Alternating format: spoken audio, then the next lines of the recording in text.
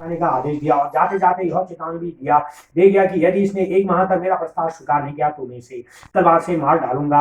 ऐसा कहकर रावण अपने महल की ओर चला गया। राक्षसों के समूह भांति भांति के रूप बनाकर सीता जी को भयभीत करने की चेष्टा करने लगी। त्रिजटा नाम राथ जी का रामचरण रति निपुण विवेका सबन हो बोली सुना ऐसी सपना सीतही से करहु हित अपना। उन राक्षसों में त्रिजटा नामक एक राक्षस थी जिसकी श्री राम जी के चरणों में बड़ी श्रद्धा थी। वह बड़ी ही विवेकशील और सूझबूझ वाली थी। उसने सभी राक्षसों को बुलाकर स्वयं देखा, भयानक स्वप्न सुनाया।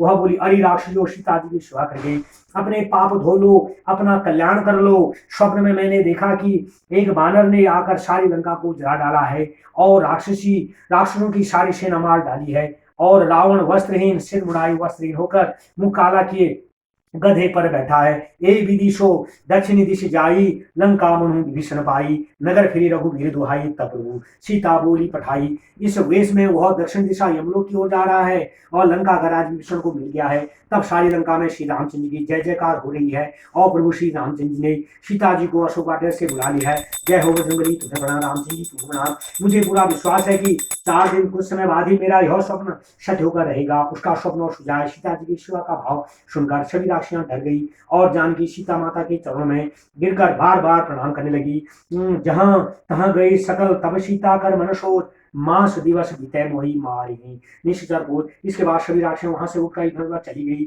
सीता जी मन में चिंता करने लगी कि 1 माह बाद दुष्ट रावण मेरा संहार कर देगा, क्या करूं।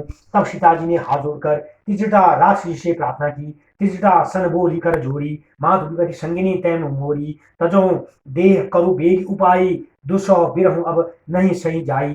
तब सीता जी ने हाथ जोड़कर तीसरा राक्षस से प्रार्थना की, हे माता, तू इस विपत्ति के समय मुझे राहत देने वाली है।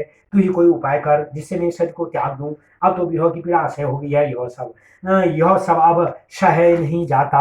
हे माँ, तू ही अब कहीं से लकड़ियां लाकर एक चिता बना दे और उसमें आग लगा दे। हे शुभ राम जी के प्रति मेरी प्रीति की सत्यता की रक्षा इसी प्रकार हो सकती है। सूर से छूते रावण के वचनों को कानों से सुनने की अब सामर्थ्य नहीं रही, अर्थात रावण के लज्जाहीन वचनों को सुनने से तो प्राणों को त्याग देना अच्छा है। सीता जी के ऐसे वचन सुनकर सीता ने उनके चरण पकड़ लिए और श्री राम जी के यश बल प्रताप की महिमा सुनाते हुए बोली, हे सुकुमारी सुनो, ऐसा करना उचित नहीं है। रात्रि के समय यहाँ आग नहीं मिलती। ऐसा कहकर वो अपने घर को चली गई।